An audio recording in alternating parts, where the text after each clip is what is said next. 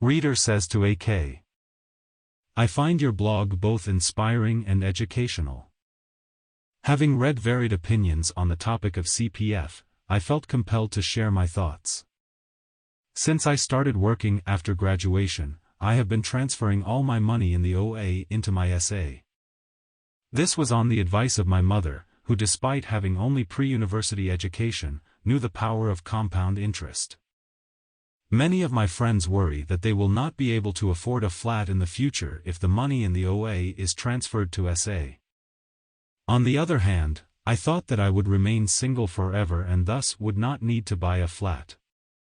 So, I simply kept transferring. I met my significant other just before I turned 30. At age 32, CPF stopped allowing me to transfer money from my OA to SA. Do you know why? Ha ha ha. I think many young people have always thought that money in OA equals a HDB flat.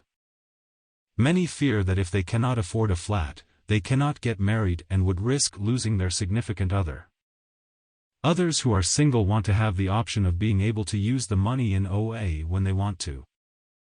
My approach is considered very risky by my friends. In my 20s, I was laughed at for being silly. It is bad enough that we cannot withdraw the money in OA, but at least we can use it to buy a flat.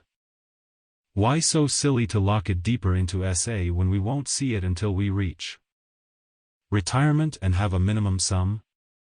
None of my friends took up my suggestion to do OA to SA transfer.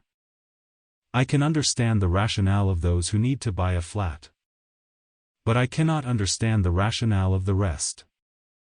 After all, if we are single, we can only buy a flat when we reach 35. Or maybe some intend to purchase private property. In short, while a certain degree of skepticism in life is healthy, too much of it is a hindrance to progress.